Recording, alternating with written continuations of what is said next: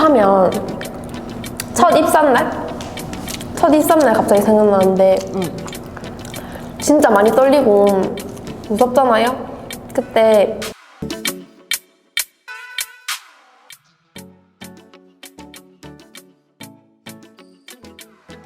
많이 웃는 게 좋은 것 같아요.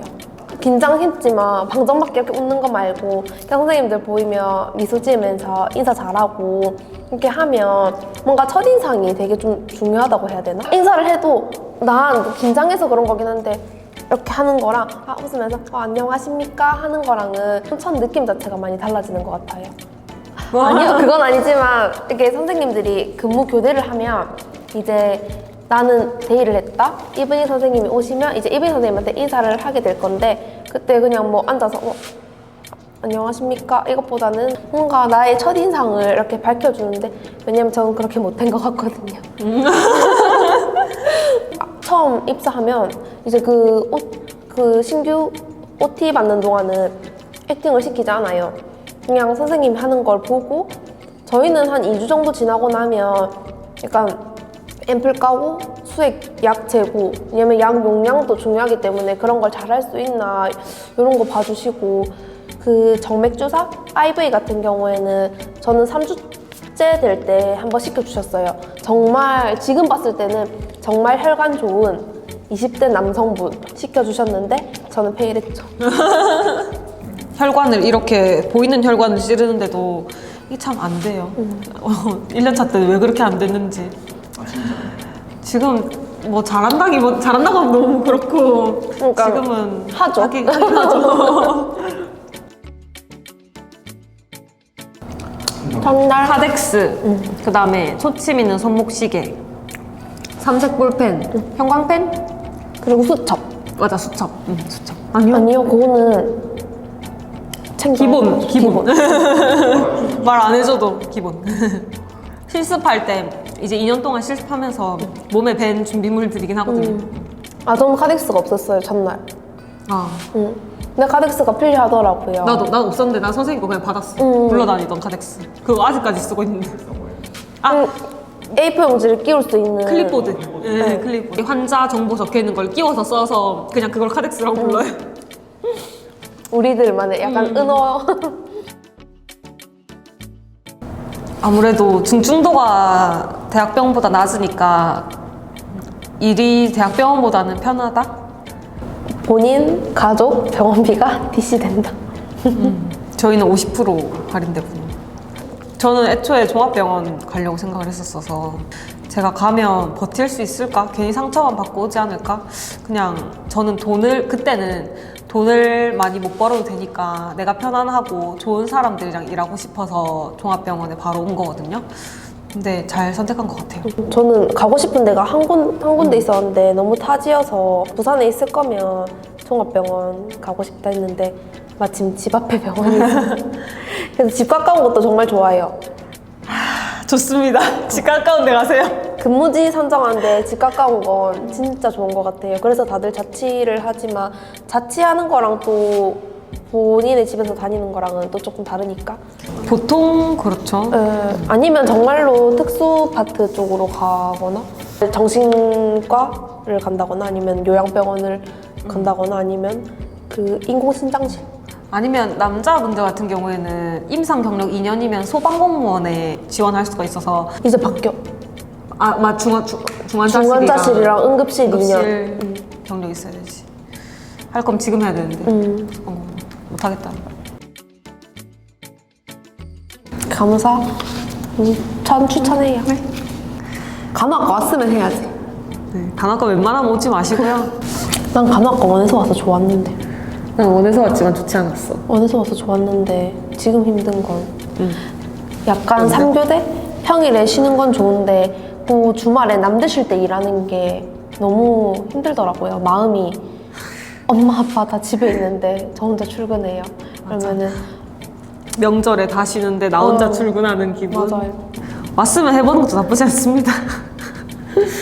누가 이렇게 사회초년생이 어디 가서 돈을 이렇게 많이 벌 수 있겠어요. 돈도 잘 벌고 보람도 있고 그 대신 좀 일이 힘들어서 그렇지 3D 직업이라고 하잖아요. 더럽고 어렵고 힘들고인가? 위험이에요? 다시 할까요? 아 맞아, 더럽고 이건 진짜 뭐가 더럽냐면 환자 대소변 묻어요. 묻고 욕창하고 뭐 그 배관에 있는 뭐 그 다음에 비위관으로 나오는 토사물 같은 거. 아 근데 이건 좀 그렇다. 뭐가? 너무 더러워? 적나라하다. 근데 이게 현실이야. 이건 알아야지. 어렵고는 어렵지. 환자 생명을 다루는 거니까 어렵고, 그 다음에 위험하고 위험한 것도 주사침 이런 거 환자한테 쓰던 거 찔려서 감염되는 사례도 많고, 좀 약간 부상 당할 수도.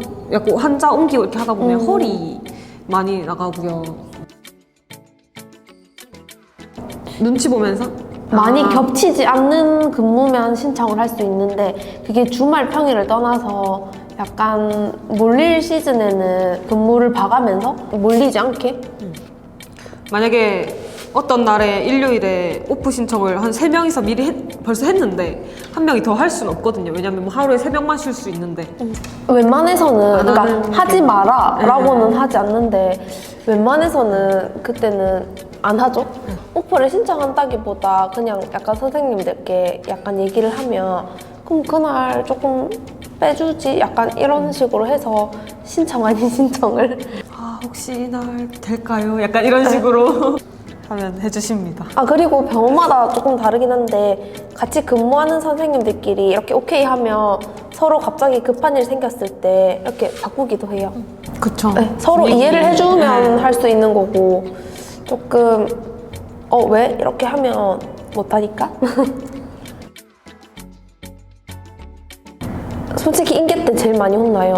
왜냐면 제 다음 선생님한테 인계를 드리는 건데 제가 안 한 것들이 거기서 제일 많이 발각되거든요.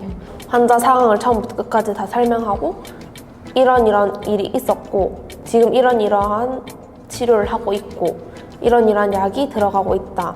오늘 검사한 결과는 뭐 이런 결과들이 있고 이런 식으로 말로 인계할 때는 정말 힘들었는데 지금은 서면으로 인계를 하다 보니까 조금 편해졌어요.